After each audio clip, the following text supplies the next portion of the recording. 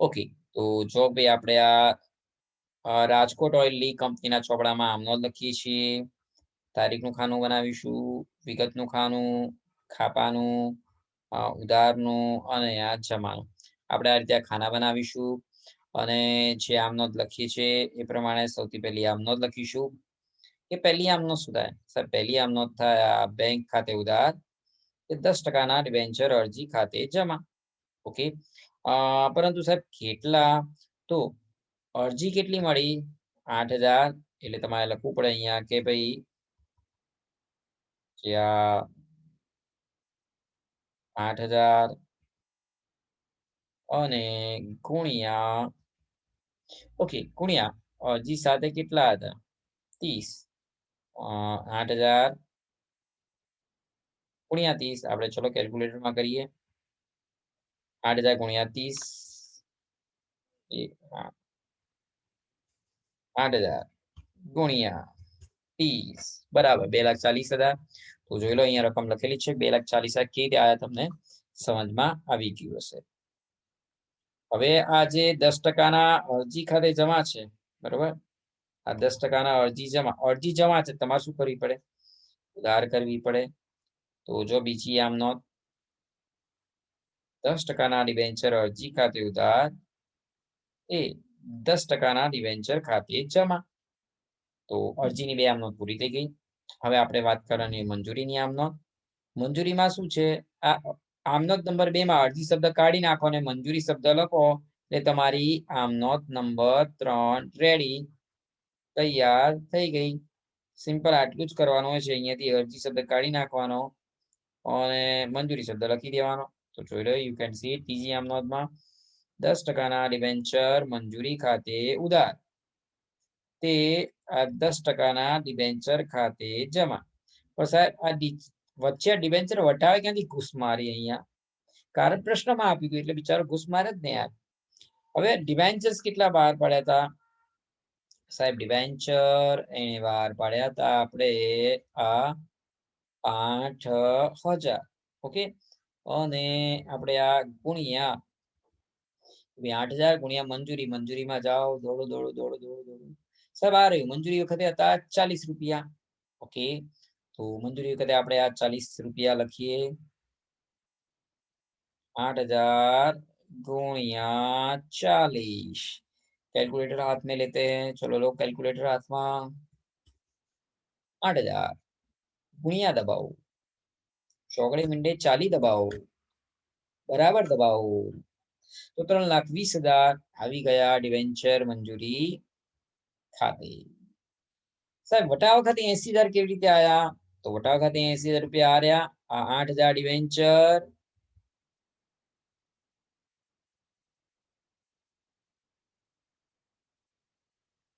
અને આ ગુણ્યા 10.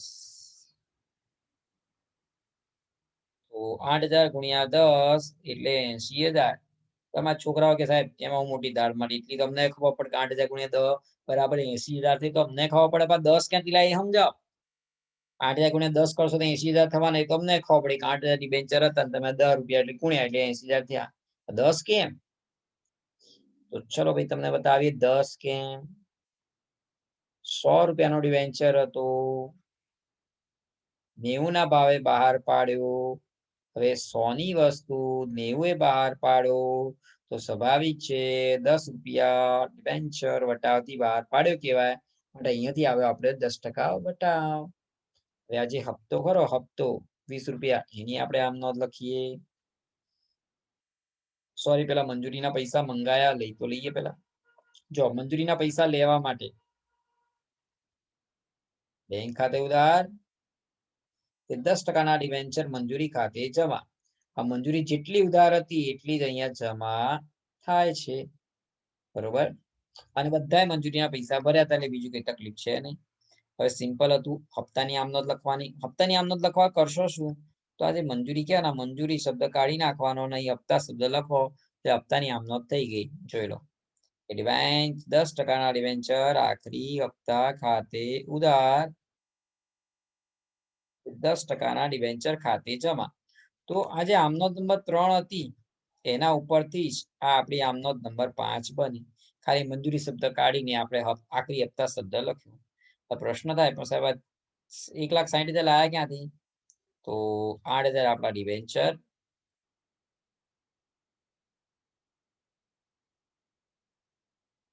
અને એ 8,000 ને ગુણ્યા 8,000 ને ગુણ્યા આખરી હપ્તો 20 રૂપિયા.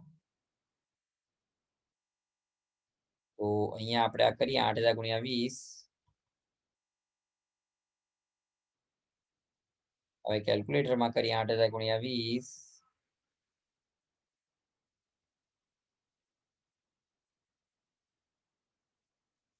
$8,000 ગુણ્યા બગડે માંડે 20 બરાબર 1,60,000. તમે જોઈ લો કે 1,60,000 તમને કેલ્ક્યુલેટરમાં દેખાતા હશે. તો ચલો આપણે અહીંયા લખી દઈએ છીએ 1,60,000. હવે શું બેંક ખાતે ઉધાર કદાચ આ દાખલો થઈ ગયો હતો ના પણ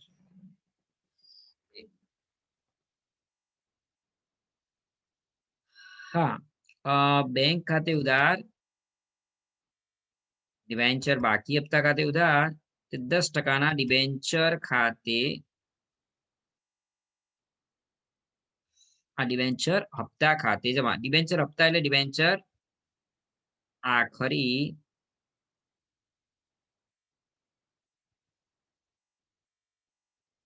શબ્દ લખવાનું ભૂલી ગયો તો આપણે લખી દઈએ કે 10% ડિબેન્ચર આખરી હપ્તા ખાતે જમા. હવે પ્રશ્ન થાય કે સાહેબ આ આખરી હપ્તો તો 1,60,000 હતો, આ 1,60,000 અહીંયા આવ્યો. ચલો એ તો સમજી ગયા, પણ આ બેંક ખાતે 1,54,000 કેમ આયા? બાકી હપ્તામાં 6,000 કેમ આયા? કેવી રીતે આયા?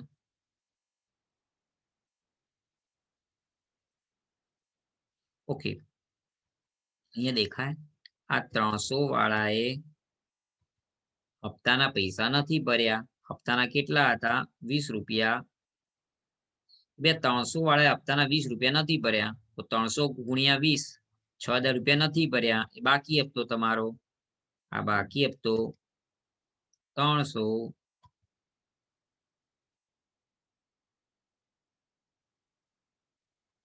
ગુણ્યા 20. હવે 300 ગુણ્યા 20 કરો તો તમારે થાય 6,000 રૂપિયા. ગુણ્યા 20 6,000 રૂપિયા. હવે આ 1,60 માંથી આ 6,000 બાદ કરો એટલે બાકીના ઓટોમેટિક બેંક ખાતે 1,56,000 આવી ગયા. અને પછી બંનેનો સરવાળો ઉધાર જમાનો 15,20,000. તો તમને કુલ સરવાળો કરતા તો આવડે દરેકને. હવે ઉદાહરણ 4 ની વાત કરું. ઉદાહરણ 4 1 થી 4 સુધી કોર્સમાં છે ને 5 થી નથી, કંઈક ઉદાહરણ 5 થી પછી કંઈક ગુલિયો મારી જાય ને. ચલો તો ઉદાહરણ 4 ની આપણે વાત કરીએ. કોણ રકમ વાંચશે બોલો? વોઇસમાં કોઈને વાંચવી છે? સંકેત રકમ વાંચવી હોય તો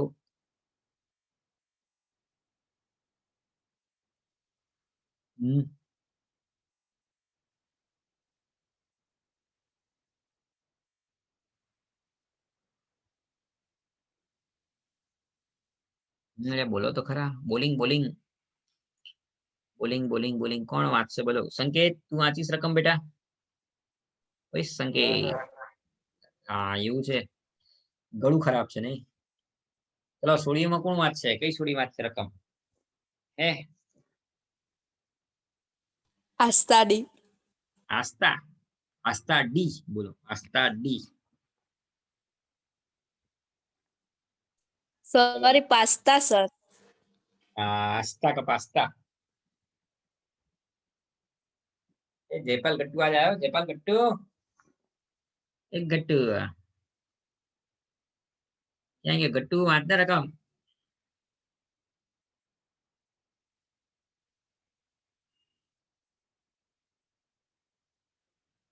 બધાની તબિયત ની સારી બોલો. જેની તબિયત સારી એ વાંચે. ચલો વિશાખા તું વાંચ. હમણાં માહી વાંચ્યું તો હવે વિશાખા વાંચે.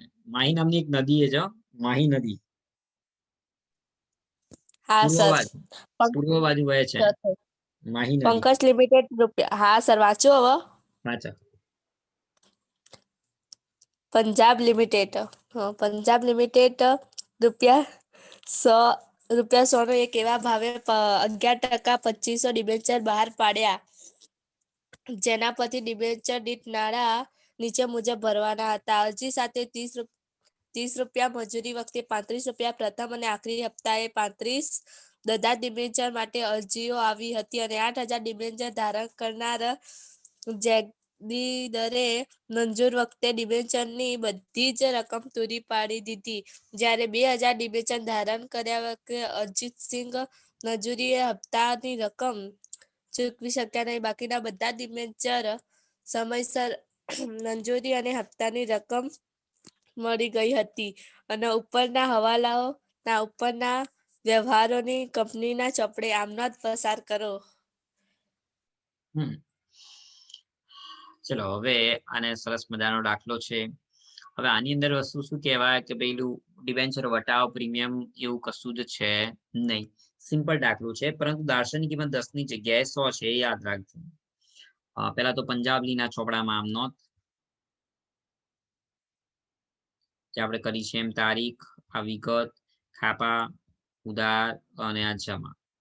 પહેલી આમ નોંધ આપણી જે થાય છે એ પ્રમાણે કે આ બેંક ખાતે ઉધાર તે 10% ડિબેન્ચર અરજી ખાતે જમા. ઓકે, હવે 25,000 ડિબેન્ચરની અરજી મળી તમને.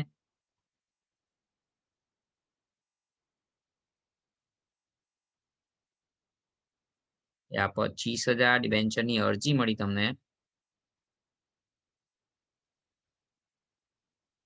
અને ગુણ્યા ₹30.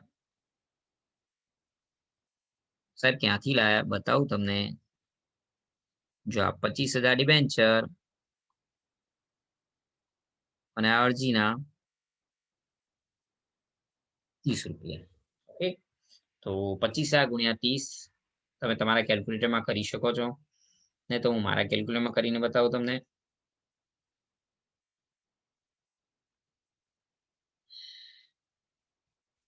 ₹25,000 ગુણ્યા 30 બરાબર 7,50,000 આ રીતે આયા.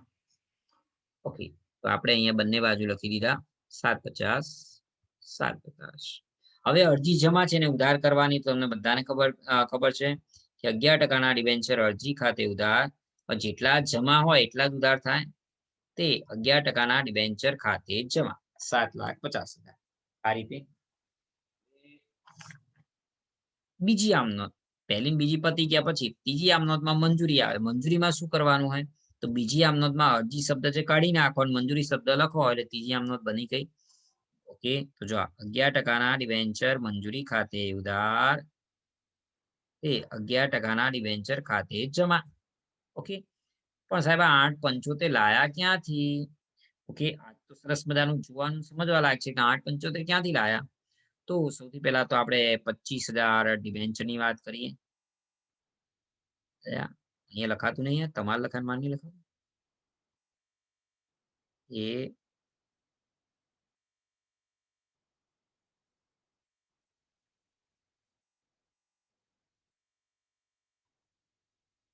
એવા 25,000 આટલા મોટા લખી નાખ્યા. 25,000 ગુણ્યા મંજૂરીમાં કેટલા લેવાના હતા તો જો તમને બતાવું મંજૂરીમાં કેટલા લેવાના હતા. એ આર્યું સાહેબ, મંજૂરીમાં 35 લેવાના હતા, તો 25,000 ગુણ્યા 35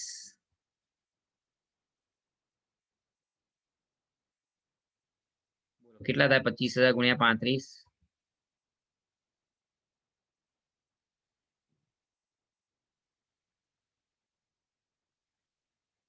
બસ તમને બતાવીએ કે 25,000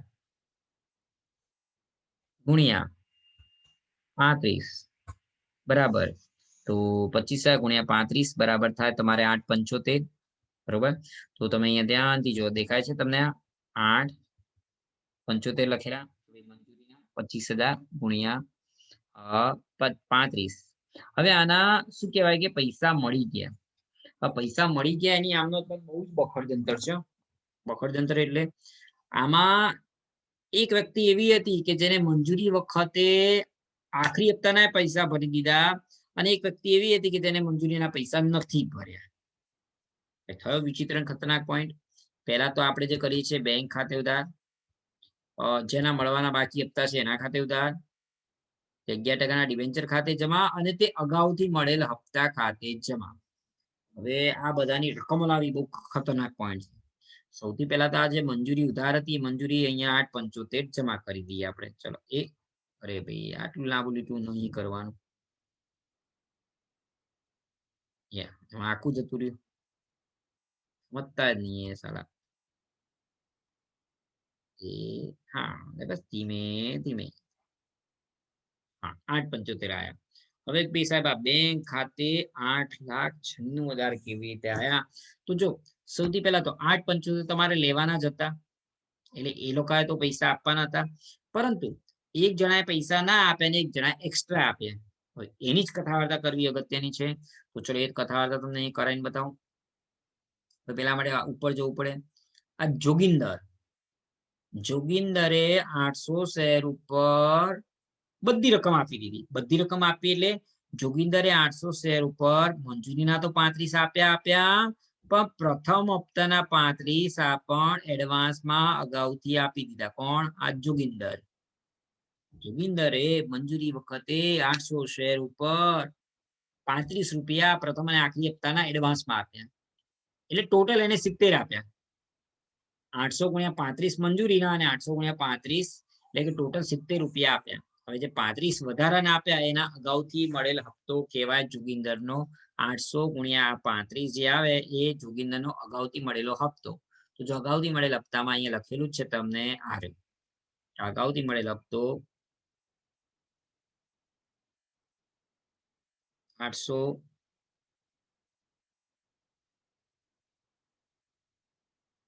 800 ગુણ્યા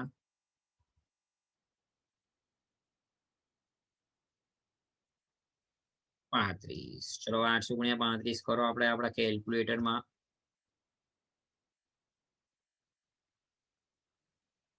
800 ગુણ્યા 35 બરાબર 28,000. તો જો અગાઉથી મળેલો હપ્તો 28,000 થયો. એનો મતલબ 8,75,000 લેવાના હતા અને બીજા વત્તા 28,000 ઉમેરવાના. અને હવે બાદ શું કરવાનું? 200 ડિબેન્ચર. હરજીતસિંહે મંજૂરીને આખરી હપ્તો નથી ભર્યો, મતલબ 200 ડિબેન્ચર વાળાએ આ મંજૂરીના 35 રૂપિયા ભર્યા નથી. તમારે વાત કરવા પડે, એ મળવાના બાકી હપ્તા કહેવાય. જો મળવાના બાકી હપ્તામાં 200 ગુણ્યા મળવાનો બાકી હપ્તો, તો મળવાનો બાકી હપ્તો આ 200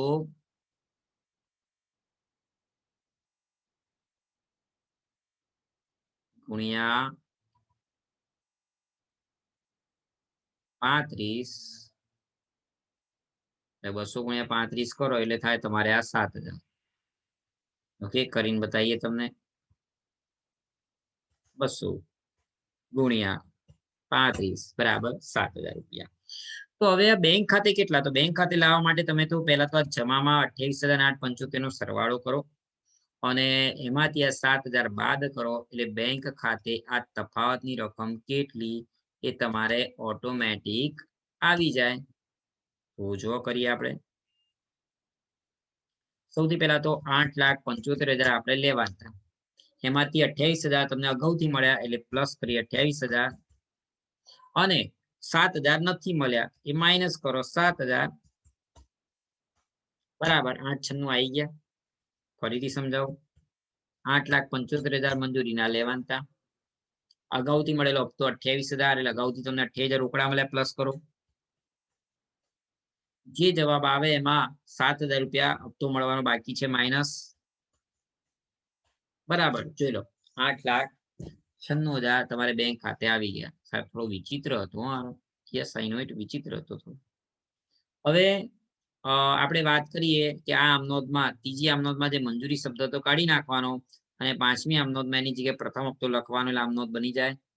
11% ડિબેન્ચર પ્રથમ અને આખરી હપ્તા ખાતે ઉધાર, તે ડિબેન્ચર ખાતે જમા. હવે તમને યાદ હોય તો આખરી હપ્તો પણ 35 રૂપિયાનો છે, પ્રથમ અને આખરી. એ આ દેખાય પ્રથમ અને આખરી 35, મંજૂરીમાં 35 હતા એટલે સેમ રકમ આવે.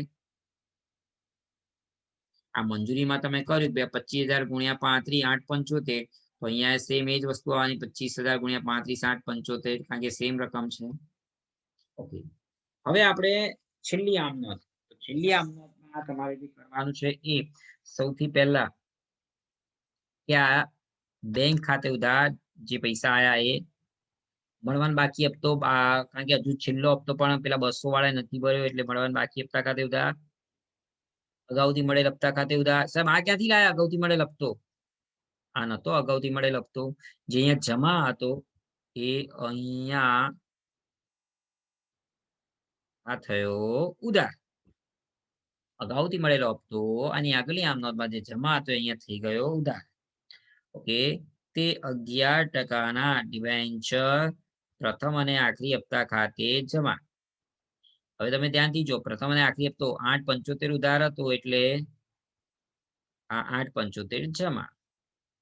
ઓકે, પછી વાત કરી કે આ અગાઉથી મળેલ હપ્તો જે જમા હતો એ પણ ઉધાર થઈ ગયો.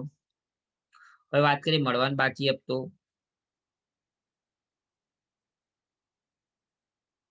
આ રહ્યો 200 ડિબેન્ચર, હરજીત, મંજૂરી, હપ્તાની રકમ પણ અરજીતે નથી ભરી. 200 ગુણ્યા હપ્તો હતો એ જ 35 7,000 રૂપિયા નથી ભર્યા, ને 200 ગુણ્યા 7 નથી ભર્યા. તો ટોટલ બેંક ખાતે કેટલા? બેંક ખાતે આ 875 માંથી આ 7,000 ને 28,000 એનું ટોટલ બાદ કરીએ. 875 માઇનસ 28,000 માઇનસ 7,000 બરાબર 840 આવી ગયા. અને આ બંને બાજુનો સરવાળો કરો, એ પણ આવી ગયું. તો આ રીતે આપણે આ ઉદાહરણ 4 તમે કરી શકો. થોડો ગૂંચવડા ભર્યો, થોડોક એવો હતો અટપટવાઈનો, થોડા પૂછવાના ચાન્સ ઓછા છે આના, એ તમને પહેલે કહી દઉં. હવે આપણે આગળ વધવાનું છે કે ઉદાહરણ 5 લગભગ આપણા કોર્સમાં નથી. કાગળ ઉભા રહો, લઈ આવો છે કોઈની જોડે કાગળ?